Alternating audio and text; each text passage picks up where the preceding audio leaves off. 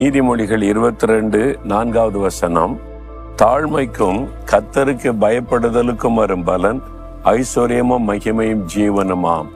தாழ்மையா நடக்கிறவங்க, கர்த்தருக்கு பயந்து பொல்லாப்புக்கு விலகி ஜீவிக்கிறவங்களுக்கு என்னங்க பலன்? துன்மார்க்கன் பாருங்க, பெருமையா அலைகிறான், தன்னை கடவுளுன்றான், தான் தான் எல்லாமேன்றான். உலகத்துல எதோ மனிதர்கள் எப்படியெல்லாம் பெருமை பேசுறாங்க. அவங்க நல்லதானே இருக்கிறாங்க, நம்ம தானே கஷ்டப்படுகிறோம் அப்படின்னு நினைக்கலாம். என்னைக்குமே அது மாதிரி நிலைத்திருக்காது, சோர்ந்து போகாதுங்க.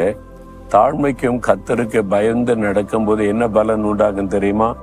ஐஸ்வர்யமும் மகிமையும் ஜீவனும் உண்டாகும். உங்களுடைய வாழ்நாள் நீடித்திருக்கும், ஐஸ்வர்யம் உண்டாகும், மகிமை உண்டாயிருக்கும்.